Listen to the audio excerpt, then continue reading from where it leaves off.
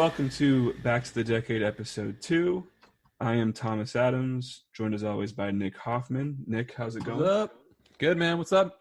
Oh, nothing much. Just hanging in there in quarantine, slowly losing my mind while the world falls into pieces, but keeping myself going. How about yourself? Yeah, man. Just working from home during the week, and we both have pregnant wives that are in the exact same at the exact same due date. So yeah, that's something I don't think we said in the first episode. We both Are we are not? going to be fathers in the next couple of months, like pretty much on the same date. And Yeah. we were sitting with this expectation that we were going to have a few months to get the independence out of our system before we have to take care of we're literally responsible for life, like human life. And a global pandemic happens, and now we have to stay in our house anyway. Yeah, it's like the precursor to staying at home all the time with your child. They were staying at home all the time with our pregnant wives. And yeah, I feel like after go ahead.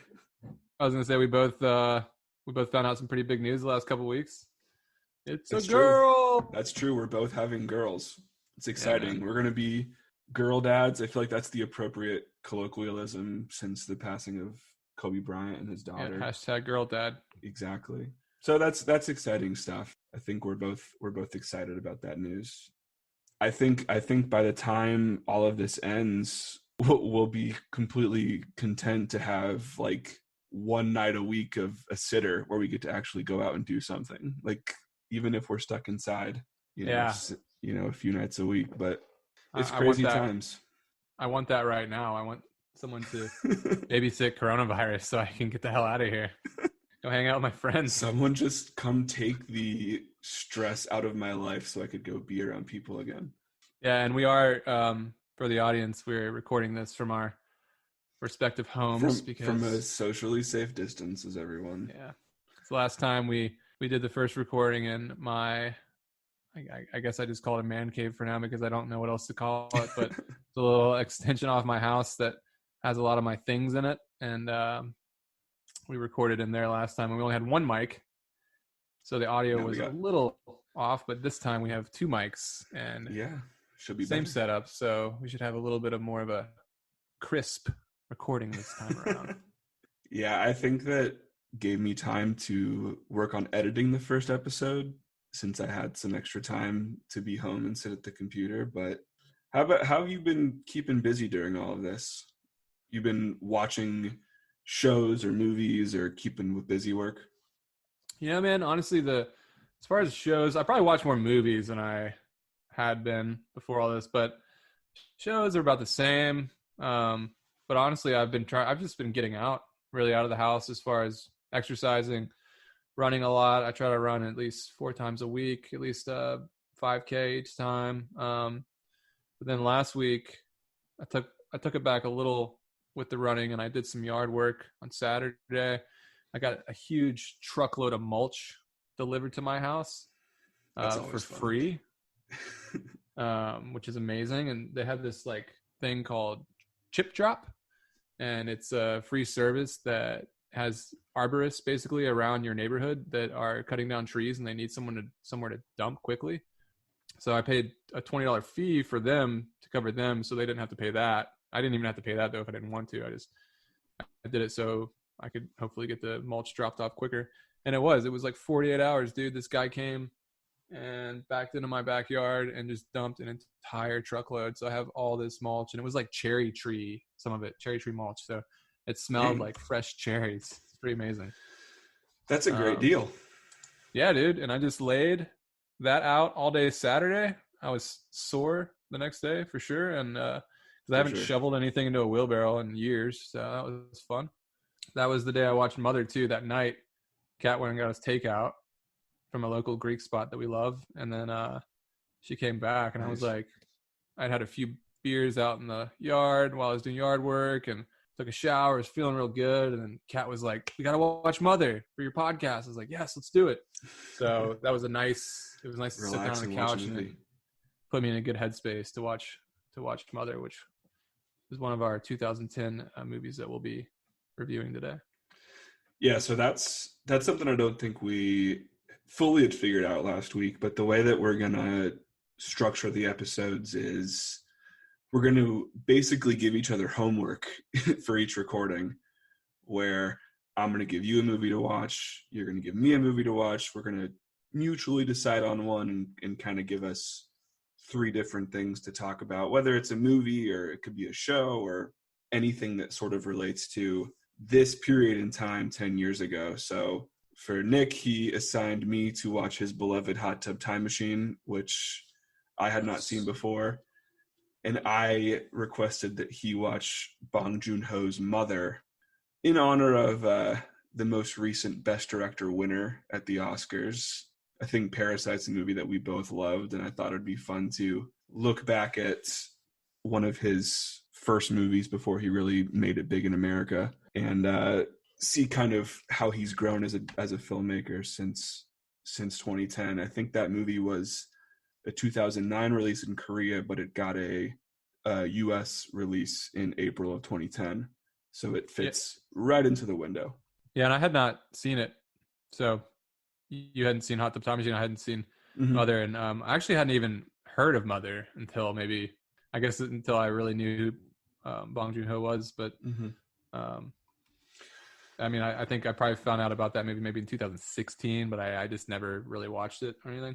Yeah, same for me. I think we'll get into it more when we get into our in-depth review of Mother, but I do not typically engage in foreign cinema, but it's something I'm trying to do more often because it's my own personal issues that prevent me from doing that, because I don't want to read subtitles, but I know that's ridiculous, and there's plenty of phenomenal movies that just require a little bit of reading, as we saw with Parasite last year, and it won the Best Picture. So yeah, we're excited to get into those in a little bit here. But yeah, man, I think I'm kind of in the same boat as you. I've been trying to keep myself busy with little tasks these past couple of weeks. Like, we painted the baby's room, we got the crib, all this stuff we typically would have procrastinated on. We're just knocking off the list now while we have the time. I've surprised myself with how little I've actually watched since all this started.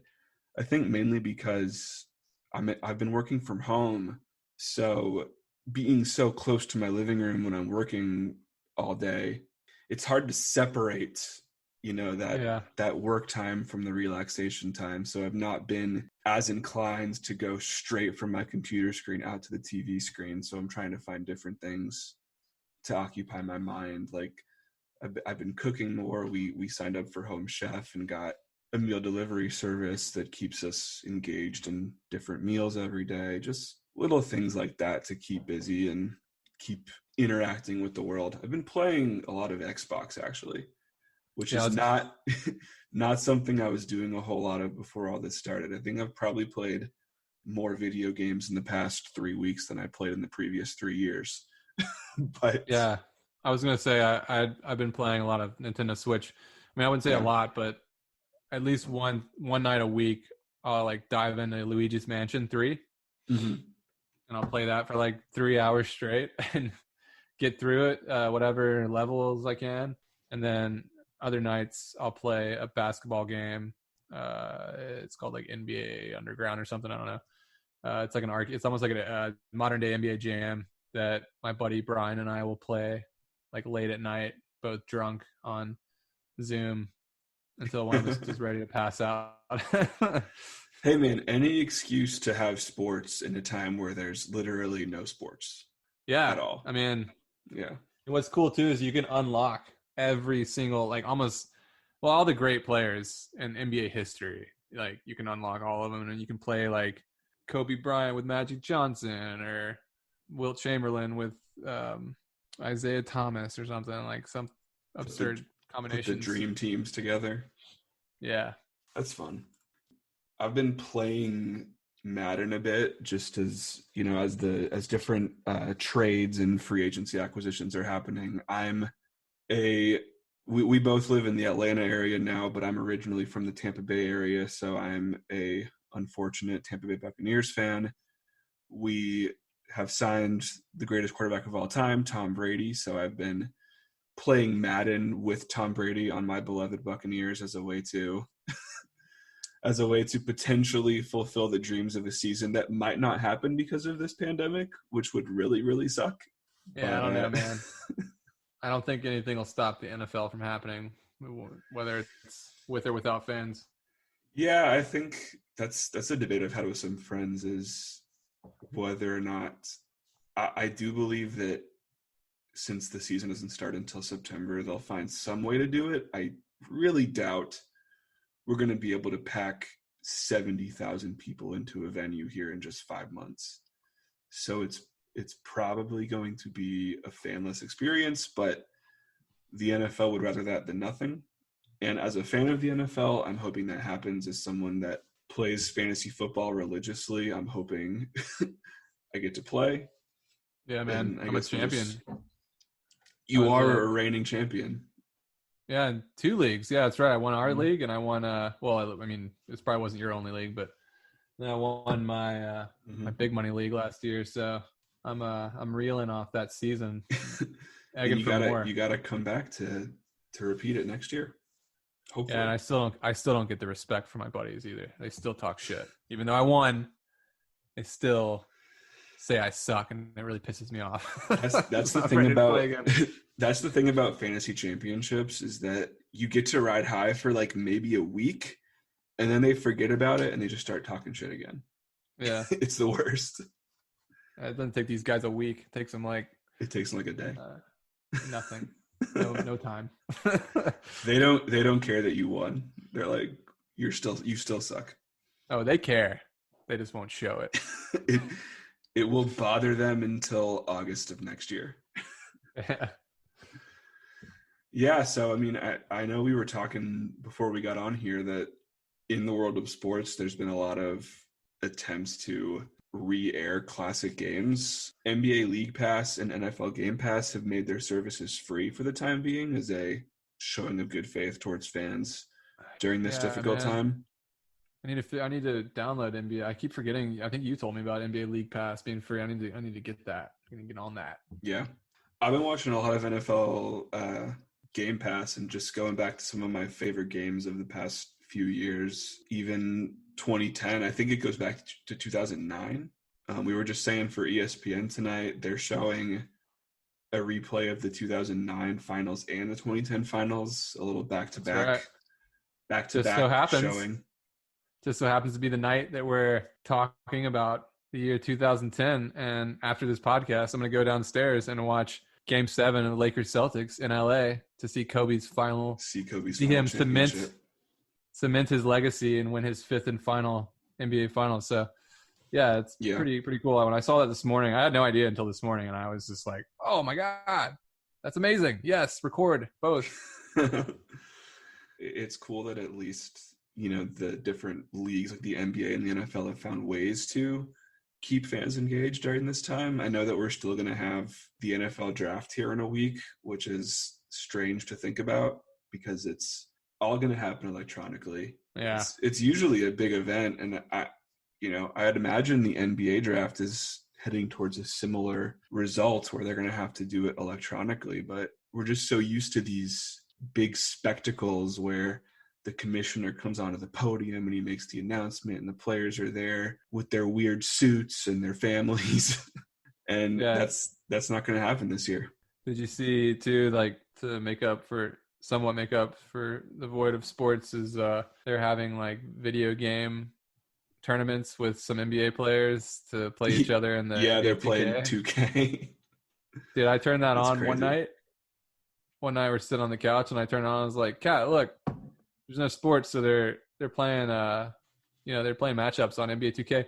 And she just looked at me with disdain and just said, No, we're not.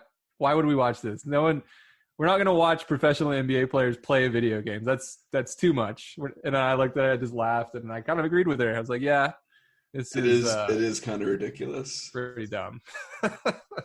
But esports are like the only sports right now, so I don't blame them. It's something. It's something to at least keep them occupied. It kind Yeah, of if I was an NBA it player and they definitely. asked me to be a part of, whatever tournament on video game, I'd be like, absolutely, count me in. Yeah, it's going to be a difficult couple of months as we try to pull things together throughout all of this hardship. But I think that there is an end in sight. When that is, I don't know, but just got to keep Yeah, pushing forward. I would say at least another month of, the quarantine that we've already been doing, or the stay at home, whatever. Definitely, I could see it going through mid-May, and hopefully by then we can see that light a little more at the end of the tunnel, for sure. Well, on that note, let's transition and hit our decade rewind and get back into 2010 mode, a simpler time where pop culture existed and there were movies and sports and music and all kinds of fun things to discuss. Let's go back to the decade. April 2010. I don't know how much you remember about 2010 in terms of pop culture, but I think because a lot of writers have free times on their hands now, they're just publishing articles about times where they had things to talk about. So I found an article about 20 biggest pop culture moments from April 2010 published 4 days ago. Yeah. Many of them are references to Justin Bieber. Oh So man. there was a time where Justin Bieber was the biggest thing in the world, and Yeah. Now I he like to looks forget about like it. But now he looks like an old middle-aged sort of creepy. I don't he know. He definitely looks creepy. he definitely has aged in the way that many child stars age, where they quickly go from like 18 to 40 in appearance. Yeah, they've been through a Which is, lot. yeah, they've been through a lot. Fame I mean, he still fame looks will age great. you. He still, now he's just covered in tattoos and he's got a Yep. mustache. That's all. Yeah, they a lot about Justin Bieber. There's all stuff about like celebrity breakups and just things that, like, as I was reading through it, I'm like this just feels so frivolous today to think Oh like yeah. that was the headlines of April 2010, where the headlines of April 2020 are all mass panic and yet another thing is delayed or another thing is canceled, and when will we ever get movies again? Who knows? Yeah, talk about, But as you just mentioned earlier, taking things for granted. It's a prime example. We're not talking about Justin Bieber anymore. We're talking about more important things in life. I think I'd prefer Justin Bieber, as crazy as that is. I never thought I would say that, but I would rather talk about Yeah. Justin Bieber than dwell on a global pandemic. Yeah, there's something comforting about his sweet little face. The top movie of April 2010 was Date Night. Do you ever see Date Night? Date night. Is that Stephen Colbert Steve and Carell and Tina I'm Fey. sorry, Carell and Tina Fey. Yeah. I don't think I watched it all the way through, but I watched it like maybe it was on HBO or something. I would watch little scenes here and there. It was fine. Yeah, that's a movie that I definitely saw it. I don't have a ton of memory No, it's not a of the good movie. quality. Yeah, It's I not, wouldn't. It's a fine and studio comedy. I'm pretty sure it was some sort of remake too from a like old 60s or 70s movie or something about like a couple that gets thrown into like an espionage sort of spy thing. Yeah, now that you bring that up, I'm pretty sure there's been a movie that was supposed to come out in the next couple of weeks, but will be delayed. What was it called? I think it was called The Lovers, or is called The Lovers. It's The Lovebirds. It's Kumail Nanjiani and Issa Rae from Insecure on HBO. They're Oh like yeah. they're a couple that takes, I think, like a Uber ride or something, and the Yeah, guy I've seen ends this up killing trailer. someone, and then Yeah. they're thrown into a murder mystery. Yep. So that Also that trope cycles looks back. terrible. Yeah. Let's I'm up for it. which movie you want to talk about first? Because we have three very different movies on our docket today. One of them is a slapstick studio comedy. We have a South Korean thriller, and then a Martin Scorsese horror suspense thriller. Yeah, I would say maybe should we start light and talk about Hot Tub Time Machine? Let's do it. Guys, come look at this. You don't think it's a little weird, a bunch of guys just piling up in a big bathtub together? It's called male bonding, okay? Haven't you even seen Wild Hogs? Watch out, here I come. What the hell happened last night? Is there some kind of retro thing going on this weekend? There's something going on in here. Dude is rocking a cassette player. You miss. What color is Michael Jackson? Black? We'll start with a caveat that we're just gonna spoil the hell out of all these movies. We're not gonna. Oh yeah, if you haven't seen these movies in 10 years, then you can stop the podcast now. Go watch Hot Tub Time Machine. Go watch the movie Shutter Island. Come back. But most of you listening have most likely seen the movies we'll talk about today.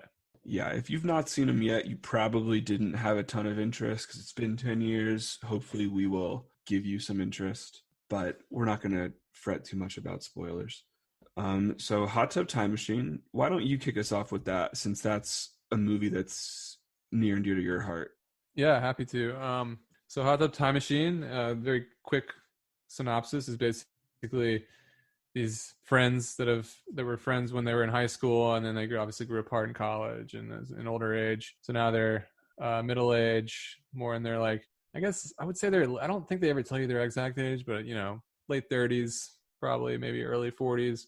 They no longer see each other. One of their friends, quote unquote, attempts suicide. They go visit him, and they decide to take him on an old trip to Kodiak Valley, where they used to go ski when they were younger. And they had an epic weekend, in high school back in the 80s. And they go, and lo and behold, Kodiak Valley is not what it used to be. It's a rundown town with a bunch of old people, and all the shops and restaurants are closed. So maybe as if coronavirus hit the town or something. No, just kidding. Let's not go there.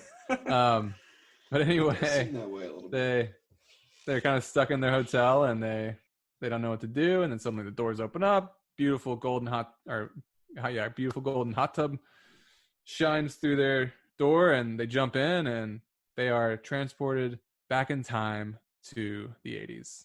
Like 1986, right? It's yeah, like, Yep, 1986. So yeah, this movie, I was really excited about it at the time because I was in college at Georgia State, and I love John Cusack. He's a movie hero of mine, and I grew up with all his movies. As I think I mentioned this in the first episode, that no joke, he helped me learn how to talk to girls, helped me learn how to flirt with girls, get that Cusack charm.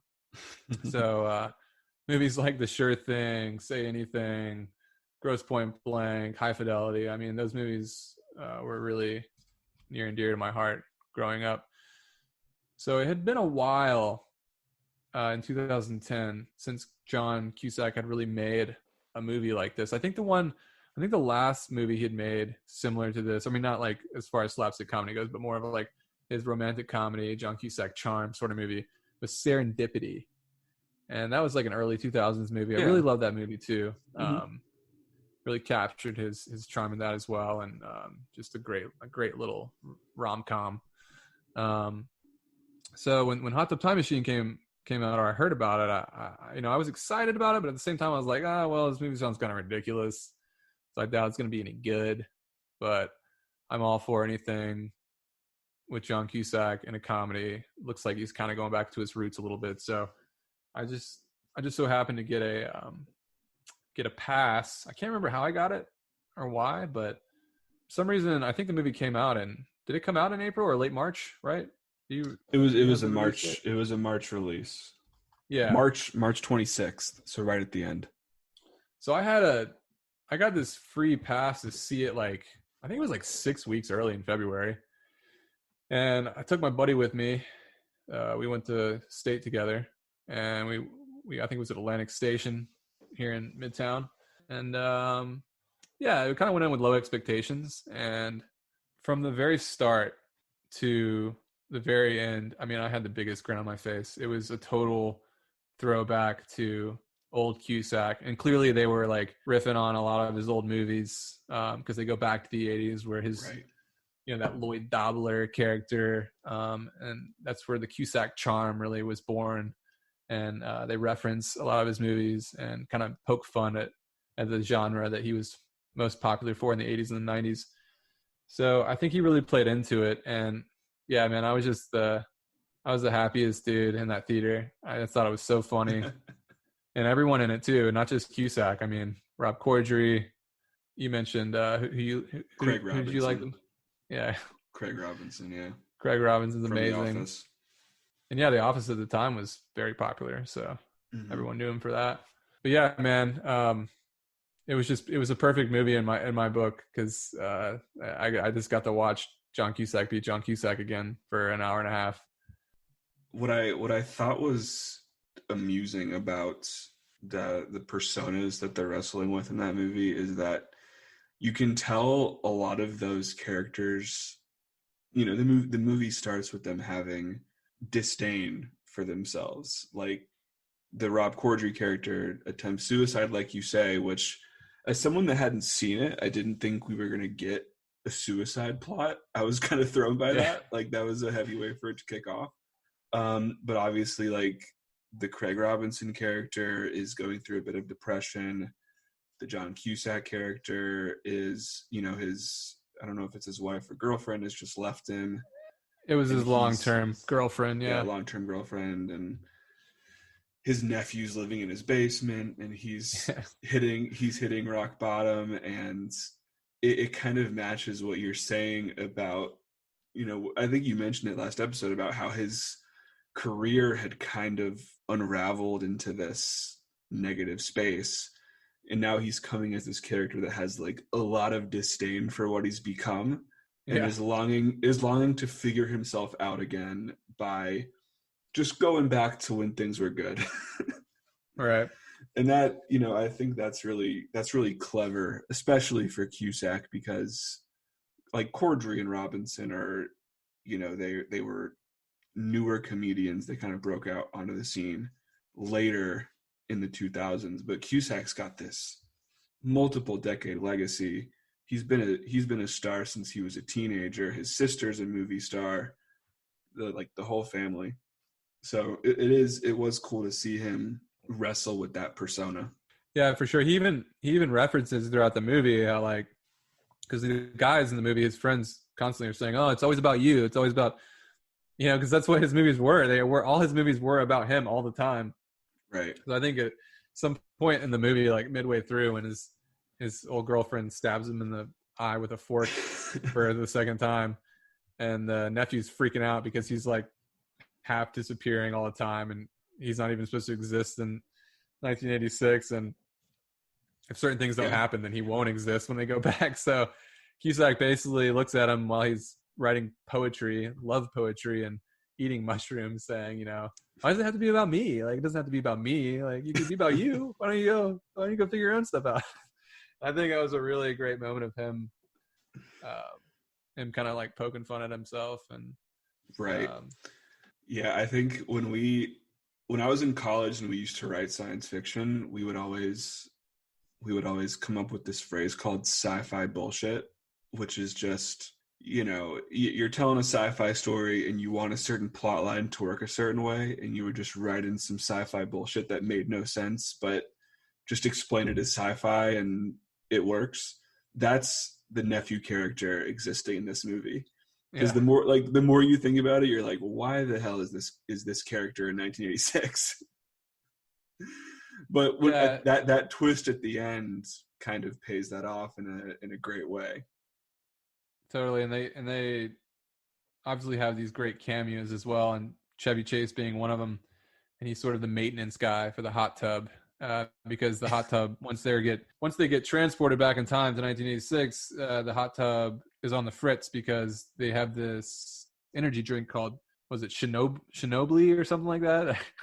Chernobyl or something like that. It was a mix of Chernobyl and Chernobyl, I think. Yeah. Basically it's this energy drink that has some illegal substance in it that when they were partying in the hot tub, it spilt over the heater board or and whatever, fried yeah. everything, which is why one of the reasons they got sent back in time. But once they got there, they couldn't get out because they needed more of the. It raises the question: are they back in time or in some sort of like limbo fever dream where they're like almost dead because they're in an electrocuted hot tub? It's kind of a funny thing to think about. Yeah, so I mean, they basically, and like you're saying, kind of making up science fiction just to make sense of it. They reference Terminator and how if they mess up the past, then they will therefore mess up the future. So they have to do everything they did back in 1986 all over again, so they don't screw it all up. And they're just kind of like look at each other like, yeah, that makes sense. So well, that leads to some of the best gags in the movie, right? Where they have to fulfill these embarrassing aspects of their past, whether it's Cusack breaking up with his girlfriend of the 1980s, which he kind of has second thoughts about. Craig Robinson's character has to, have sex with this girl, which bothers him because he's currently married and he views it as adultery. Yeah, it's quote unquote cheating, but right. Technically, he's not married, so it's as his friends say, it's not really cheating. The Rob Corddry character has to get the shit kicked out of him because that happened to him then, and they like slowly start to alter with the chain of events. And I think that starts when doesn't it start when Cusack fails to break up with the girl? Exactly. Yeah. He basically says that he didn't do it yet, but he's going to do it. He just didn't do it yet. And that pisses off his friends, and they're like, well, if you're going to change the past, so am I. So they all sort of alter their future in that way. Yeah, it leads to like that funny butterfly effect reference where the Corddry character thinks he can use his future information to bet on sporting events or what have you. And then a squirrel shows up at the football game and causes a player to trip and changes the outcome of the game. And then he loses the bet. And it was all because that squirrel was previously at their hot tub and he puked all over it.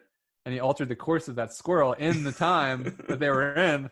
So therefore, it altered the course of what happened in that football game because somehow that squirrel got to the football game all the way to like Cleveland or Denver or wherever the heck it was. I can't even. I don't even know if I could tell you who was playing. I think it was the Bears? Might have been the Bears. I forget. It's some famous game, I think. But he basically says after winning all this money on the pool table, got it all laid out, and he's made all the right calls. And he thinks he knows the future because he remembers the game. So he says that the quarterback's going to throw a touchdown right at the 36-second mark. And this actually comes to a cameo that I never realized was in the movie. I didn't realize it at the time, nor did I realize it like the 10 other times I watched the film. As this movie is very much a throwback to the 80s. So there's a lot of throwback to old Cusack movies. There's a lot of throwbacks to old other movies. And the guy that Corddry bets, you know who that was? I know this is your first time seeing it. That's Billy Zabka.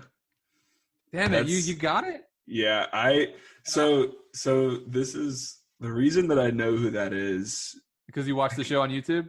No, I don't watch Cobra Kai. I couldn't even tell you what's his name in Karate Kid? He's the villain, obviously. Yeah, he's the blonde kid that bullies Daniel's son. I'm a big fan of How I Met Your Mother. So I've watched that show a couple times, and there's a story arc in that show where Neil Patrick Harris's character believes that all the villains from movies are actually the heroes. So his favorite movie stars are like Alan Rickman, who played Hans Gruber in Die Hard, or Billy Zabka because of the Karate Kid.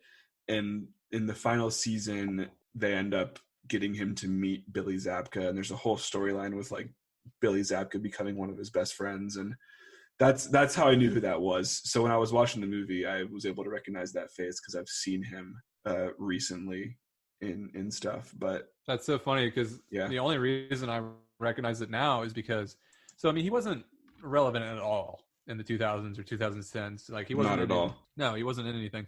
So, and I probably hadn't seen Karate Kid even in God knows when, but the mustache, man, and just he was actually really good. He's good at acting. in that, and I never caught it. I never caught it the first, second, third, fourth time, but because I've been watching Cobra Kai, right? Which for people that don't know, Cobra Kai is, I've actually met people recently that have no idea that there is a sequel to Karate Kid, the Karate Kid series, and it's on YouTube, and it's like this hilarious comedy version of what happens to these characters from the original movies, and it's actually really well done, really well made. And I haven't finished it yet, but I really enjoy it. But that's the only reason I recognized him this time, because I was like, oh my god, that's the dude from Karate Kid. So that was a fun little thing.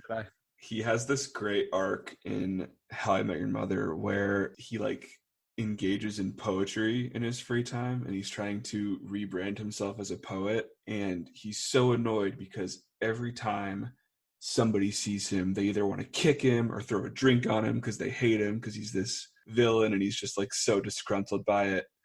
And then in the last season, somebody comes up to him and is like, oh my god, and like points at him. He's like, yeah, I know what you're gonna say. And he goes, you're the poem William Zabka or the poet or whatever.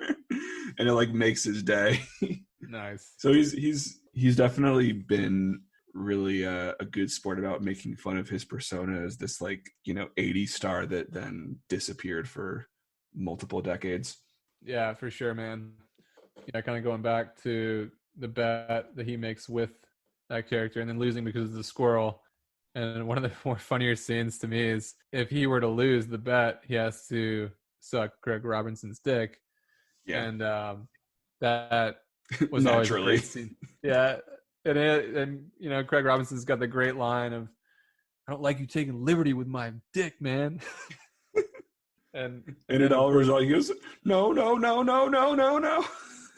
Yeah, and he passes out in the bathroom, and when he wakes up, Corddry's got goop all over his face, and he's peeing in the urinal stall next to him, and he's freaking out thinking that like he just did it and like came all over his face, but he finally tells him it's just soap. It's a great moment in the film. The movie is very, as far as the time goes, I think the runtime's like 99 minutes or something like that. Very tight, very well narrated story that just begins and ends, I think, perfectly, really, for the type of comedy that it is. Because that movie there was no reason for that movie to be as good as it was. And in my opinion, it really is, 10 years later, I look back at it, I watched it again the other day, and I enjoyed it just as much as I did the first time. And I consider it, at this point, a classic in the comedy genre. And I think Cusack kills it.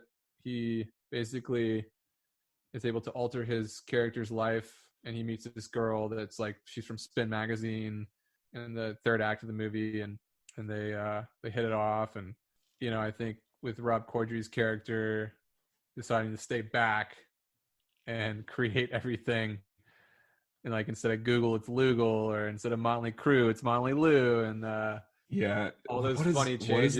What is that song that I forget? There's like a song that he loves that he like recreates as a member of Motley Crue. Say I'm a dreamer, but my heart's of gold. Yeah, feels like that. Yeah, it really just it really comes together in the end, and everyone kind of gets what they want. They've corrected their lives, and while it's this fantastical story that would never happen, it still symbolizes 4 individuals who, well, at least 3 who were best friends, and the 4th being the nephew. But even then, like, he didn't have a connection. He didn't have a father figure in his life, and then he finds out who his dad is. And I think, as ridiculous as the movie is, it's also really sweet in that everyone by the end kind of corrects their life in the right direction, whether any of this stuff happened or not. They know where to go now. They know how to be a better person, each individual. A better version of themselves. Yeah, except for maybe Lou, because he's still an asshole. But yeah, the movie definitely doesn't want you to like Lou. Oh, Lou's kind of a piece of shit, but he's terrible. This is what they say in the beginning. Awful. Yeah, Lou is the guy. He's the friend that's the asshole. He's our asshole. Yeah. No, but he's our friend. He's our ass. Yeah, exactly. He's our asshole. Yeah. Which I think we've all had in our lives. Oh, for sure. enjoyed that they gave that character, even though like I do think he improves himself in the way that that character was capable of improving himself. I mean, he's still an asshole at the end, but he's no longer a miserable asshole. He's someone that can use his bad qualities and bring some good back into the world by being a good father, by being a husband, whatever it may be. He's not not wanting to kill himself. Correct. Correct. Yeah, it's definitely. I'm glad you had me watch it because it's not necessarily. This is the thing I'm kind of getting around. Like, I enjoyed it. I didn't love it. It's not a movie that's necessarily in my wheelhouse for comedy. But as I was watching it, and knowing you and knowing the things you had to say about it last week, I like completely saw all of the reasons why that works for you, because that lines up with the movies that were near and dear to your heart growing up. And like we said last week, we have that age difference, so I don't have the same attachment to 80s rom-coms. It wasn't necessarily a part of formative years as a movie fan, but it's a lighthearted comedy that I think does ultimately have a good message, and I enjoyed it. I think everyone was great. Do you remember when you were 17? Do you remember it coming out and being like having any sort of opinion on whether or not you wanted to waste your time with it? I think I let the trailer. I judged a book by its cover. Yeah, if that's fair to say. By the trailer, where it was pretty much just like 4 guys go into a hot tub and go back to the 80s. Yeah, it's ridiculous. Yeah, I was like, I'm like not interested, especially with like I said, I was 17 and I was thinking that I was all smart about movies and I wanted to, watch.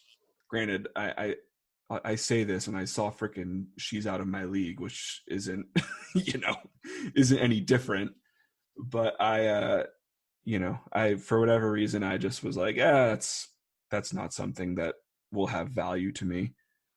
I do remember this movie has a sequel. Did you ever see it? So no, because doesn't have Cusack. Cusack wasn't in it. So I was like, I don't need this. And I think that, I don't mind, what's his name? Adam, in the actor Scott. that ends up. Adam Scott. Yeah, he plays, I guess he plays like his son or something. I don't know. I had no desire to see it. I actually heard it wasn't terrible though. And I probably will one day check it out just for the hell of it. But no Cusack, no go for me. That's really the anchor that holds it together. Yeah, he's the glue, man. He's the glue. It just, I think they say that in the movie. He's the glue. The one detail of the movie, there's a couple of details. Like the movie definitely has moments of crude humor that make me a little uncomfortable. Like, there's definitely certain scenes, like you were saying with the Billy Zabka character, whoever played his wife, that character basically just existed to be like, yeah, I like giving blowjobs, and like that makes me me a little uncomfortable whenever it's implied that a woman's like, I think he's like, if I win the bet, your wife gives me a blowjob, and she's like, all right. I'm like, no, like that woman should be like, fuck you, I'm not doing that. But that's beside the point. Rob Corddry's character does not fare well in the Me Too movement, and he shouldn't. He's a piece of shit. He shouldn't. It doesn't hold up. That's the one thing about 2010 versus 2020. A lot of those jokes would not make it through to production in 2020 because we're in a different time now. But the Lizzie Kaplan character, who's an actress I actually really enjoy, she's in Masters of Sex. Sex, yeah. Yeah, she's been in quite a few movies lately, and she's the character that becomes the John Cusack love interest. I liked their relationship, but my brain kept doing this thing where I'm like, is she actually 17 or is she in her 20s? I was confused because when they went into 2010 from 86, she looked exactly the same to me. They didn't like age her up at all. Bit. Yeah, so the hat off. I was like, at times I'm like, is this movie asking me to buy into a romantic connection between John Cusack and a 17-year-old because that was a little strange. But I know that the whole point is that to her, Cusack is still 17. Yeah. So, that's just sort of the mental gymnastics that my brain went to. But he definitely, through that relationship, admits to the way his father passed away and how that trauma affected him. Oh, yeah, I'd forgotten about that story. That was terrible, dude. Yeah. Like, so Ebola or something, I forget what disease it was, but E. coli. E. coli, yeah. Basically, Cusack's family, him and his little sister, they're very, very young children at the time. The father always takes them to this one restaurant for cheesesteaks, and they always go out for cheesesteaks, and they've never changed. They've never diverted from the plan. And one night, him and his sister, they want pizza. And they keep telling the dad, pizza, pizza, pizza, pizza, pizza. And he's like, no, we always get cheesesteaks. But finally he breaks. Dad takes him for pizza. And then that night, everyone that was eating the pizza got E. coli. And 33 people died, including his father. And they lived with that guilt. Because of the pizza. For their whole lives. It's like, what? I thought he was joking when I first started it. But then no, it was a true story. That was a funny scene. Yeah. In a very dark kind of way. But yeah, man, I fun movie. I'm glad that you had me watch it because I think it definitely. We're going to talk about a couple of movies that are a little more intense, and I think we maybe needed one that was start lighter to talk about. On the lighter, and I don't want to end the conversation quite yet until I mention, because I almost forgot to do this, but there's another great cameo throwback from Back to the Future. And I probably should have done my research. And who's the guy that plays? I think Crispin Glover. Crispin Glover, yes, from, as we all know, Back to the Future, which our show, the title is a play on Back to the Future, Back to the Future. Right. Really big fans. And Crispin Glover, who plays Marty McFly's father in the film, he plays the bellhop in Hot Tub Time Machine. And at the very beginning of the movie, he's missing his arm. And he's very miserable. He's a total asshole. He throws their luggage down in their room and kicks it and then demands money and leaves. But then when they go back in time, his character is actually this wonderful human being. He can do everything. He can throw chainsaws in the air and carve ice. And he's just saving people from falling off roofs. And there's great comic relief throughout the movie where Rob Corddry's character Lou keeps running into the bellhop, and they're just waiting for him to lose his arm because he's got both arms. So they don't know how he loses that arm, and they're just waiting and waiting for him to lose his arm. And every time it's about to happen, he throws a chainsaw in the air, and it comes back down. He's like, "This is it! This is it! It's about to happen! Yes!" And then it doesn't. Every time it doesn't happen, they're so disappointed.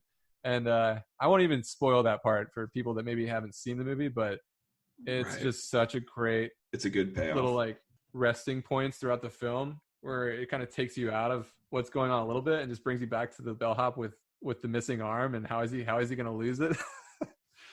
Yeah, it's truly one of my favorite parts of the movie. So no, that's great. And he's someone I've always found really funny. He's great, man. He's popped up in.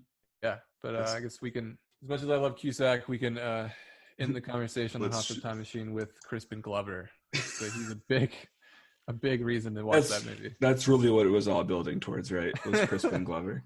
This really is a podcast about Crispin Glover. Anyway, Hot Tub Time Machine, Crispin Glover, John Cusack, they're great cast. Sure. So you would say what, Thomas? It was your first time seeing it, so what would you give it? Do we need to do some sort of rating system? How do we want to do this? My rating system, probably a 6 out of 10, something like that. That's as a movie as a whole, or what if you categorize it just strictly in the comedy genre? Still in the 6 comedy, out of 10? Yeah, in the comedy genre maybe a little bit higher, but I don't know. I'm on Letterboxd. I have the way that movies get rated is so arbitrary as it is. I've realized this, where it's it's very true. What really qualifies how good a movie is? To quote Cusack, really, in another one of his movies in High Fidelity, where Jack Black calls one of their employees his opinion bullshit, and Cusack says, "How can it be bullshit? It's just an opinion." That's kind of what reviews are, right? They're just someone's Right. stupid opinion. It's pretty arbitrary. It's pretty Yeah, it's Time Machine a great movie? No, it's a hilarious, wonderfully entertaining movie. That's all you need to know. But yeah, I really have nothing negative. That's the thing about studio comedy, is that sometimes it's just not funny. This movie was funny. Did I think it was like out of this world funny? Probably not, but I also don't have anything negative to say about it. Nice. So I like it. With that, we will get a little more serious, and we will talk about Bong Joon-ho's mother. 우리 아들이 안 그랬거든요. 내 아들은 아니야. 완전 끝난 사건이라고. 너는 나한테 세상 천재 너하고. 엄마가 직접 찾아 진짜 범인을. A movie that, Nick, you had not seen before. I had seen in pieces. I had not watched the whole thing in its entirety before today, actually. I watched it today. And this is a movie that I wanted us to talk about because, for one, I think I speak for both of us that Parasite was one of our favorite movies of 2019. Do you agree with that? Hands down. Yeah. It was the best movie. It deserved all its accolades and deserved to win Best Picture. Right. And I'm not someone that was, I'm not like super familiar with Bong Joon-ho. I had seen Snowpiercer, the movie that stars Chris Evans and is about like a societal class structure that exists on a train because the world outside is unlivable. And I'm not sure you've seen that, but that's the only Bong Joon-ho movie I've seen. I've seen that. I've seen The Host. I've seen most of his movies now, actually. Have you? I've seen what was the one he did before Parasite? Okja. Yeah, I really liked Okja. Mm-hmm. I love his movies. It's kind of what it's come down to. And after Mother, it didn't really change. Yeah. I would say definitely now, especially with Parasite, and we'll talk more about this, but it's obviously way more polished and way more realized film. He's incredible. He always has big ideas. Always has big ideas. That's for sure. Yeah. I aim to become more of a completist with him, and that's one of the main reasons I wanted to watch Mother, was just an excuse to talk about him primarily. And when we were looking at the schedule, I'm trying to find a movie that came out in the US between January and April of 2010, and I saw that. I'm like, perfect opportunity to catch up on one of his older films. So, like, a director that's, in the film community, at least, one of the more recognizable names right now because of the Oscars, and he had such a memorable speech when he won Best Director. We'll start with, I guess, general thoughts. Nick, what did you think about Mother? Well, I will say I'm a huge fan of random and strange dance sequences. So the fact that the movie starts with this big Joker guy, are you? Yeah, I love when, like, suddenly in a movie, totally unexpected, a character just starts to just dance. I don't know, like, and it just, like, to the music or whatever. I find it, I don't know, kind of intoxicating, and I could watch it. And so that's how the movie starts, with the very long credits. I couldn't remember the last time I saw a movie with credits that long. And the mother is basically dancing to the score and looking straight into the camera. And I think that really set the very mood. unsettling sequence. Yeah, too. Exactly. It really set the mood for the film, because I'll be honest, I found it to be a really great film from start to finish. But I'm still sort of grappling with the plot and the story and how uncomfortable it made me, and how really frustrating I was throughout the film. And, like, I felt like I knew what the outcome was going to be the whole time. So then when the end happens, that was also really frustrating, because that's kind of where I was going with it. It's kind of what I kind of figured that, I don't know if we want to go ahead and talk about the plot of the film, or if you want to, maybe you can do the plot of this one. I'll do a little bit of the plot of the film. So the movie, like you said, opens on a sequence of this woman that's dancing. We come to find out that she's kind of a poor woman in I think it's kind of a smaller town in South Korea, and she has this son that has a mental disability. And the movie opens with her son and one of his friends going out and committing some sort of vandalism. He gets almost hit by a car. They get into a confrontation on a golf course, and it's a pretty minor squabble. But basically, the son ends up getting convicted for a murder because shortly after all of this unfolds, a young schoolgirl ends up dead on top of a roof, and eyewitnesses claimed that her son was the last person to see this woman that had been murdered. So not just dead, right? She was she's hanging over a building, and it's like a serial killer was like propped over, like right. It's a dramatic scene. It's terrible. The movie is basically about this boy's mother trying to clear his name because she doesn't believe her son could have harmed anyone, and we as viewers are inclined to believe her because this character, I think, is where a lot of the frustrations you were talking about comes from. This character is just like so hard to watch because he struggles so much to communicate, and with his disabilities, you want him to recognize the truth and try to help his case, but he just kind of goes along with it and allows himself to be convicted of the crime. And we just spend a lot of the movie watching the mother spiral into madness and go through all kinds of methods to clear her son's name, whether it's spying on people or interrogating people, and spoiler for the big conclusion of the movie, but ultimately kill somebody, because as we find out in the movie's final twist, the son is guilty. And even though we spend the whole movie trying to unravel this mystery and figure out who actually killed it, or who actually killed this girl, we find out that what we were told first is correct. The son killed this girl, and the mother, upon hearing this information, can't handle it, and she kills the only eyewitness to the truth. And I saw a great review about Mother that likens it to Parasite, that states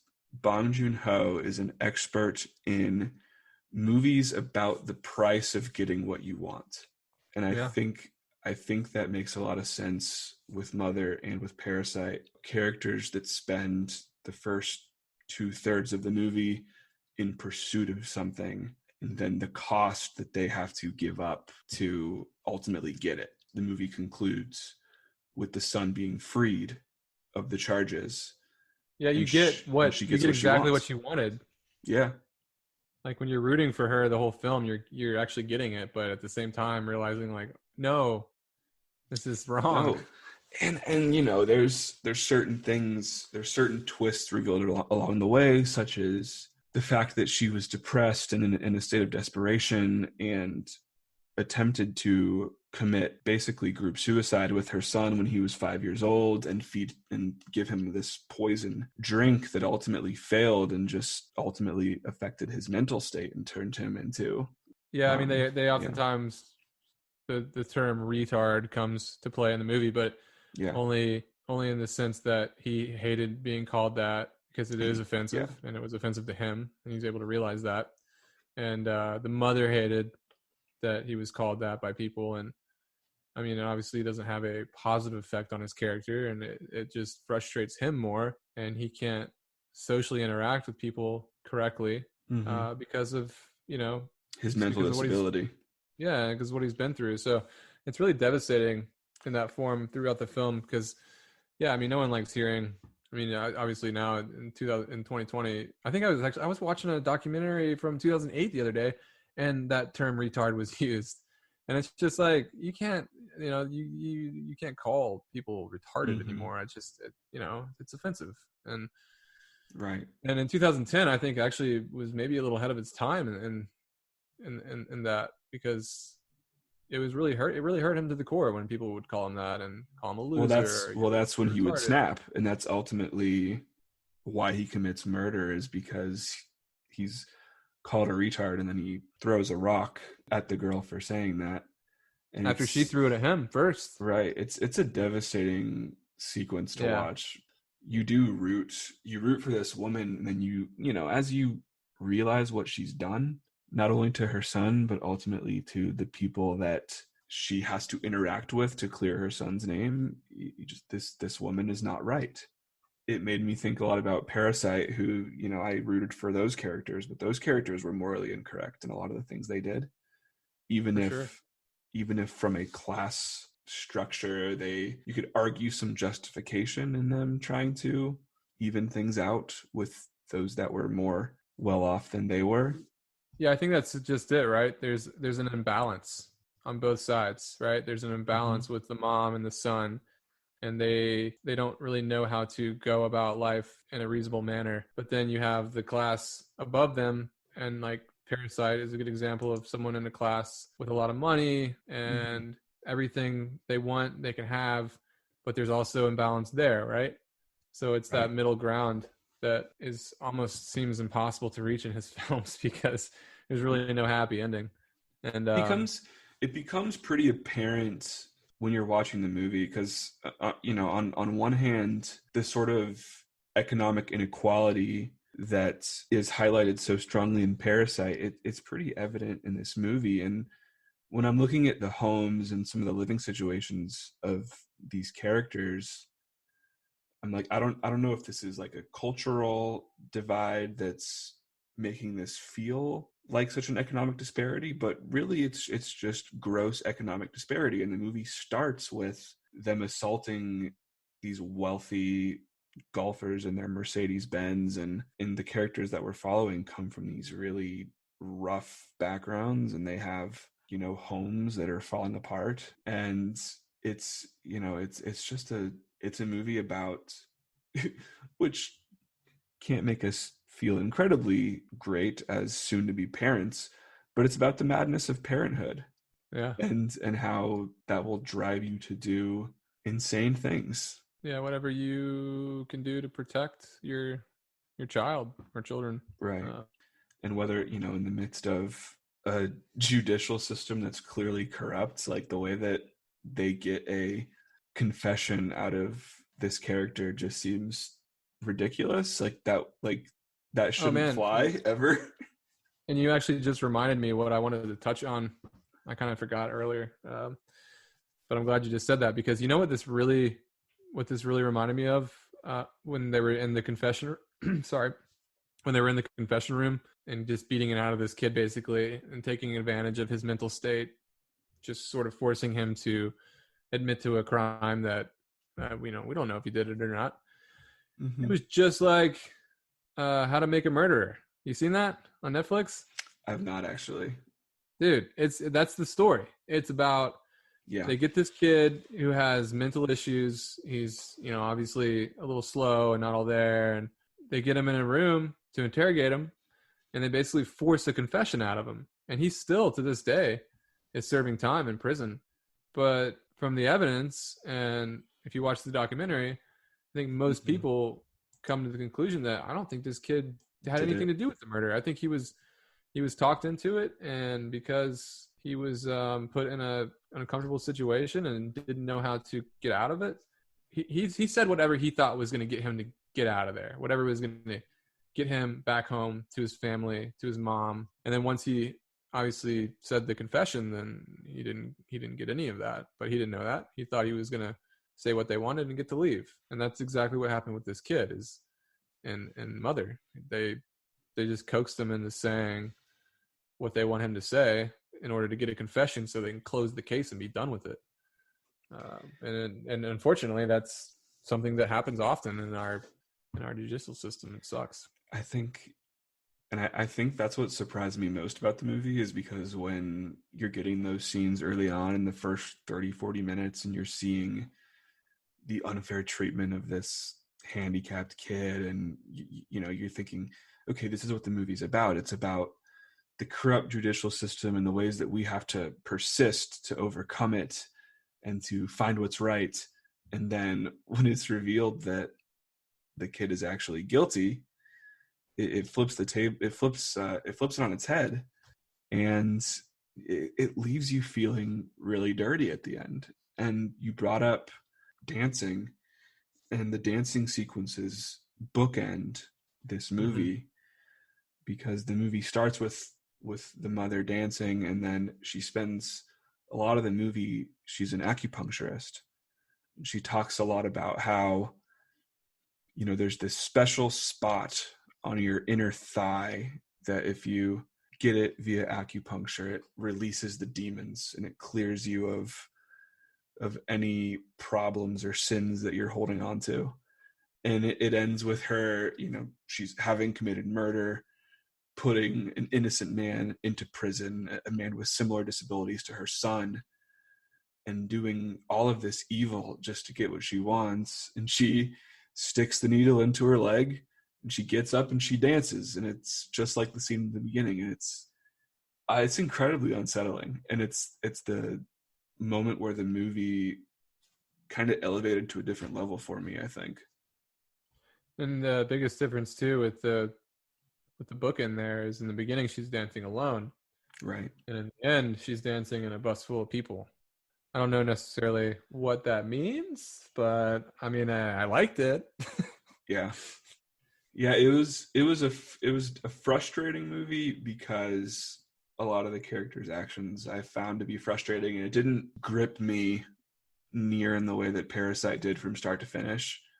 It had the twists and turns, and it would have moments where it would really draw me in, and then moments where I would be a little less engaged. But I think you can definitely see with Mother the storytelling techniques that he would master with Parasite. Yeah, I honestly felt a little drunk while watching it, and not because I had had beers during yard Right. work hours before. Is because it was just sort of a disorienting movie. Like I didn't know what to think necessarily. Like I didn't know how to judge these characters correctly. And even once you discover that there was this old man kind of creeping in the corner in the building where the girl ultimately she gets murdered right next to, and you're supposed to kind of think it's him. But even when that big reveal happened, I'm kind of thinking, I don't think it's him. I don't know who it is. I'm very confused. And then towards the end, I thought the kid, Kat and I both thought by the end of this movie we're going to find out this kid actually did murder her. Maybe not on purpose, Right? Because I don't think he maliciously killed her or murdered her, but ultimately that's what happens. And it's like you say, it's unsettling. And I was glad when it was over. Yeah, as good of a movie as it was, I was like, all right, I don't need to watch that again. Yeah, I don't think it. And this is something that I've told friends about Parasite when it won Best Picture, was that I think that movie transcends the language barrier. It has universal themes to that movie about class struggle, about family, about the things that we sacrifice to get a better life for our family. And I think the reason that movie struck such a chord with audiences here in America, because it clearly became very popular here, was because it had a lot of those universal themes. And I think some of those themes exist in Mother, but I don't know if they connect quite as much, which is why I don't know if Mother was able to make the same transition that Parasite was into the United States, because there's certainly cultural things within the movie that are a little bit remove me a little bit from the story. Yeah. But ultimately I think that he's a special storyteller. I think he really has a unique way of weaving a thriller together and keeping you on the edge of your seat. Yeah, 100%. I mean, it's a very anxiety-ridden movie. It keeps you unsettled throughout most of the film, and his narration is phenomenal as it is in all of his movies, and the acting is fantastic, and just a really great storyteller.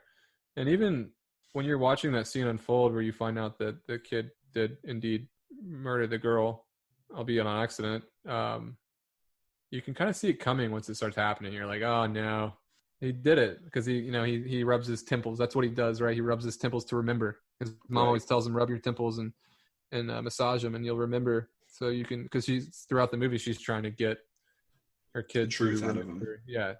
Yeah, quote unquote, the truth. And Yeah, I mean, great movie, frustrating movie, heartbreaking movie. Really a one watch for me. As good as it was, I really did like it, but I don't need to see it again. I'd agree with that. I think I match that sentiment. Yeah. It's something that, like we were just saying, I would rate it very highly on quality. I think it's very well done. Yeah, 100%. But I don't know if it's something that I'm going to go back to again and again, like I would with a Parasite. All right. Well, I think we got our thoughts on Mother, and we'll dive into the final thing we wanted to talk about, which was a movie we mutually decided that we wanted to dive a little deeper into, which is Martin Scorsese's Shutter Island. We take only the most dangerous and damaged patients, ones no other hospital can manage. These are all violent offenders, right? We haven't heard the truth once yet. But no one will talk. It's like they're scared of something. It's all down, all the lines, even radio. Whatever the hell's going on here, it's bad. We need to ask you some questions, okay?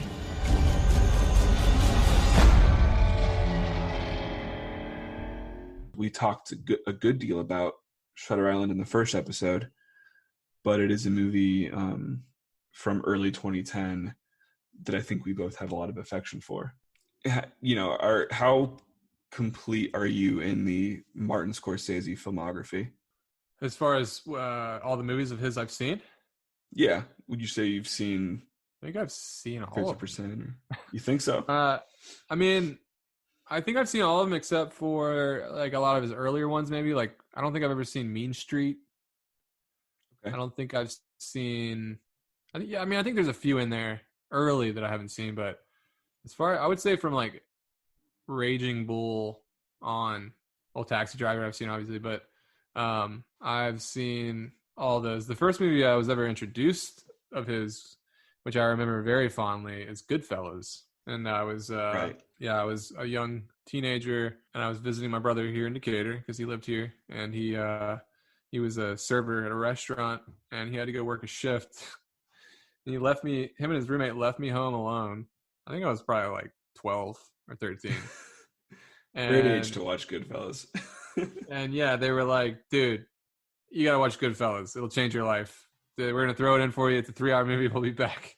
We'll be back by the time it's over. And it really did change my life. It was at that time, it was one of the greatest movies I've ever seen. And it holds up in that regard, I'm sure. Yeah. Oh my God. Yeah.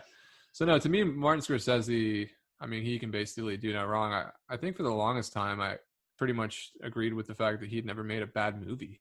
I mean, I don't think he. I don't know if I can say that either. I've really, everything of his that I've seen, whether I loved it or liked it, I don't know if I've ever necessarily felt negatively towards one of his movies. No, yeah, even Hugo I loved, which was a really. I love Hugo. It's so weird to think of that as a Scorsese movie, but I thought that was just like such a sweet story about filmmaking and really highlights why it's such an important art form to him. Yeah.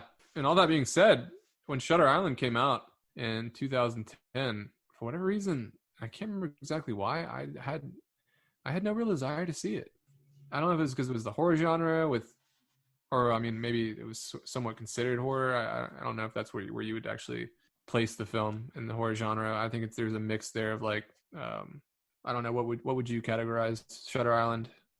It's a thriller. It as a horror? It's a thriller. I mean, it has psychological thriller, right? Yeah, it has horror elements, but it really is a psychological thriller.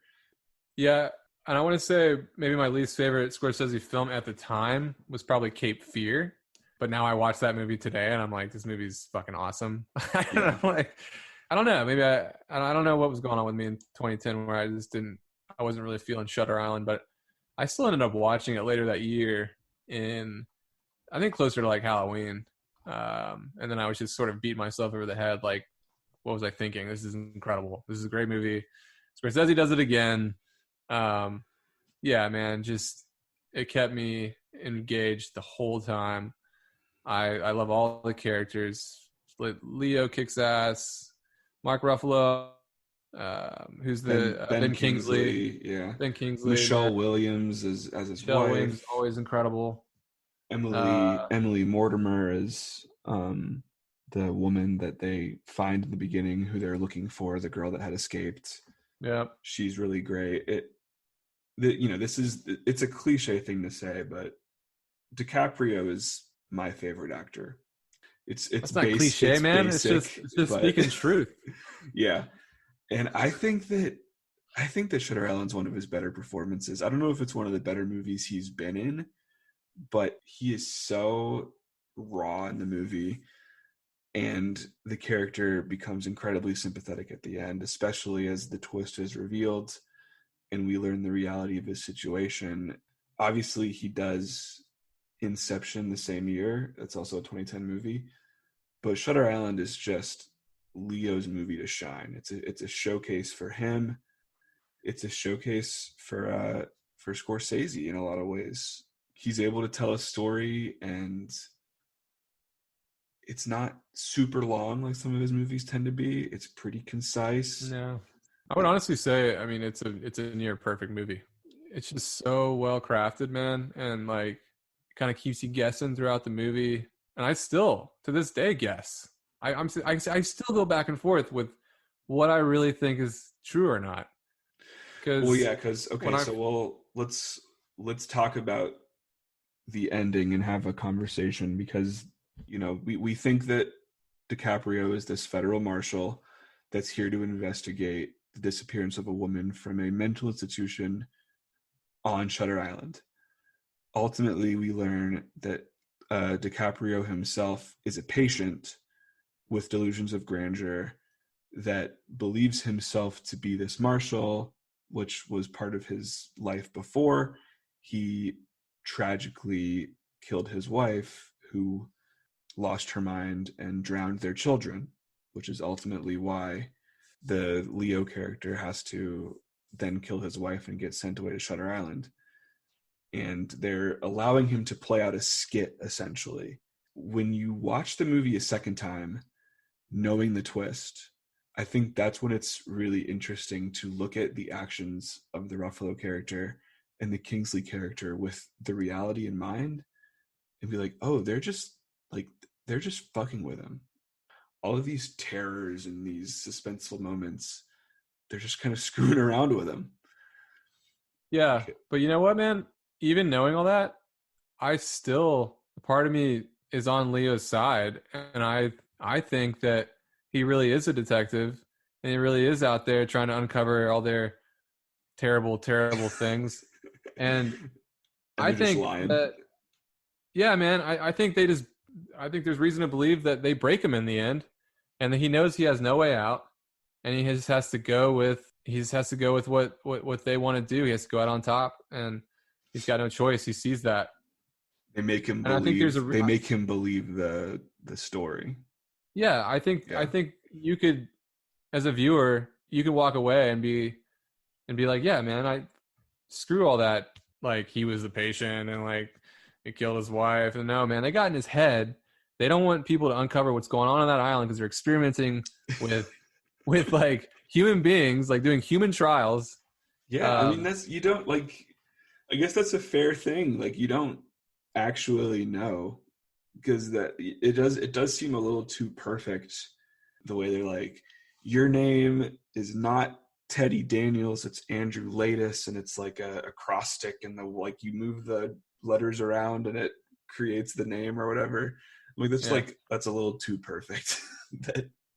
Yeah, now if I had to choose what ending and what the truth really is, I would ultimately go with what the doctors tell him, and that he really is a crazy asshole who killed his wife, because you know what? That's exactly what they do in the movie, and they got to me too. So I think it has this poignant final line, right? Where they're going to execute DiCaprio's character unless he can realize the errors with his fantasy and accept the reality. They reveal a twist to him, and he's in the hospital room, and he's like, I've accepted it. I killed my wife because she murdered my children. My name is Andrew Latis. Blah, blah, blah, blah, blah. And then it ends with Mark Ruffalo confirming everything's cool. And he has a little flip to show that he's done with that. And Leo is back to being Federal Marshal Teddy Daniels. And he says, is it better to live as a monster or die as a good man? That's or die as a hero or something like that. Yeah. Which is maybe his way of telling the audience, I know the reality of my situation. Yeah. But I'm not going to live as a monster. I'm not doing it. I'd rather die as Edward Daniels than live another day as Andrew Latis. And that's what happens to his wife too, as you find out. He comes home to her. It's just might as well just be another regular day. He comes home from work. She's in their backyard, sitting in their swing, but she's soaking wet. He doesn't understand why. And he asks where the children are, and he quickly realizes they're all drowned in the lake that they live on. But her character is acting like everything's fine. Nothing happened, because her mind also snapped into this like fantasy world that she didn't murder the children. They're fine. Their relationship's fine. Everything's going to be okay. So she sort of took that path too, is like, instead of, living as the monster, she died in her mind as just a normal person, brother, wife, because they clearly had some marital issues, and he ends up killing her right then and there because he can't control his emotions over what's happened. He can't deal with what she did, which I don't know if I could either. It's a incredibly horrific thing. And you spoke of it as a horror. That's by far the most horrific sequence in the movie, I would say. Absolutely. Yeah, and we have very much come from very funny, light slapstick comedy to dark kind of murder and murderer, but then now we just dove off the deep end into true darkness that is Shutter Island. But I mean, again, it's really it's a perfectly narrated movie that it's really, in my mind, one of Scorsese's best to date. I think it'll go down as that. I think it's got to be top 5 Scorsese. It's one of his more. It's definitely one of his more fun movies, I would say. Like I say fun in the fact that it's like the twists and turns, and you're kind of with it as this narrative roller coaster. Versus some of his movies, which are more slow burns, that I still love. Like I really enjoyed The Irishman, but that movie was definitely a slow burn. I would say it's 3.5 hours long. Yeah, it was good. For sure it was good, but yeah, very long. But yeah, I love it a lot too. And I don't know if I'd go as far to say he's made a lot of really great movies. So I don't know if I could put it in my top 5, but definitely in my top 10. It's a movie of his that I don't think gets a lot of credit. I see it routinely listed kind of lower just because I think people forget about it. Maybe they forget that it's a Scorsese. I don't know. But it's a great thriller with a poignant ending, I would say. Damn, so what are your top 5 Scorsese movies? I like to call him Scorsese sometimes. It's an old HSD skit. I think my personal favorite is The Departed. And then from that point on, Departed and Goodfellas and Raging Bull would be locked in, and then it would be kind of up for debate between this and Hugo and The Wolf of Wall Street. Trying to think of what else. Yeah, Wolf of Wall Street. He's just he's just made a lot of good movies for a long time. Yeah. Maybe it's worth ranking one of these days. I would probably say Goodfellas, Taxi Driver, Shutter Island, The Aviator is one of his that I like a lot too. That's good, yeah. I need to go back and watch that one because I think I only really saw that the one time, and I don't know. I don't know if I was as into it as I needed to be. So, yeah, Goodfellas, Taxi Driver, Shutter Island, Wolf of Wall Street, and Departed. I would say. That's just like off the top of my head, favorite 5. Yeah, I definitely like. I don't. There's a lot of Scorsese movies I've not seen, such as like Last Temptation of Christ or Color of Money. But you forget he directs some of these movies. Like Color of Money's great. I never saw Silence either. That's a more recent movie that was like his religion epic that I never checked out. Yeah, I watched that. It was good. It's long again.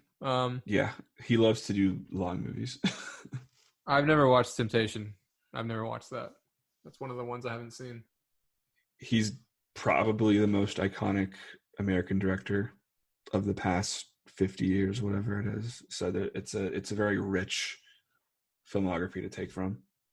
Yeah, man. And he's, even though all productions are halted at the moment, so nothing's filming really, but he is currently in production, has some movie with Leonardo DiCaprio and Robert De Niro starring.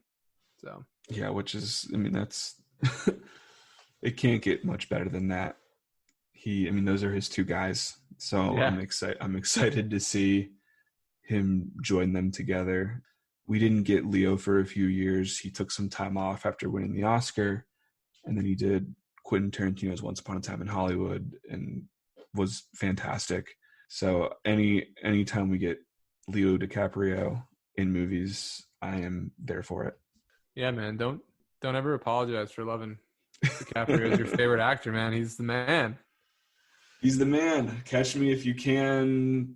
Even friggin' Titanic. I love Titanic. But I'm going to unapologetically stick with my boy Cusack. You do you. That's completely fine. No, he's not. Not my all-time favorite actor. That's egregious. But I do love. Although him. that is kind of funny that I wonder if you'd even find that they're like 9 years apart in age. That'd be kind of funny. Like our age difference. DiCaprio probably Titanic is his first big movie in the late 90s. When I was young when I saw that. Well, 10 years before that was Cusack's big break was Say Anything. I think that was 1989. No, maybe it was a little earlier. I think it was. That sounds about right. There you go. 10 years. 10 years apart, those two. I think we definitely had a good amount to say about these 3 movies. Next time, we'll look at May 2010, look at the summer, and kind of find some things we want to talk about. Maybe a little lighter than the 2 topics we just dove into, but yeah, I think so long as we get a good variety of films and topics, it at least makes for a fun conversation. Hopefully the world will be in a little bit better of a position in a month from now. We'll hope for the best. Yeah, that's a big if. Until then, we'll come back to our 2020 hellscape until next month, where we get to again go back to 2010, where things were a little more simple. Yeah, and maybe next episode the subjects will be a little lighter, as hopefully times will be as well. We'll see. We'll talk about that in the meantime, and hopefully come back to you guys with some good stuff next time. But thanks for listening, and thanks for coming back to the decade with us. We'll see you next time. Stay safe out there.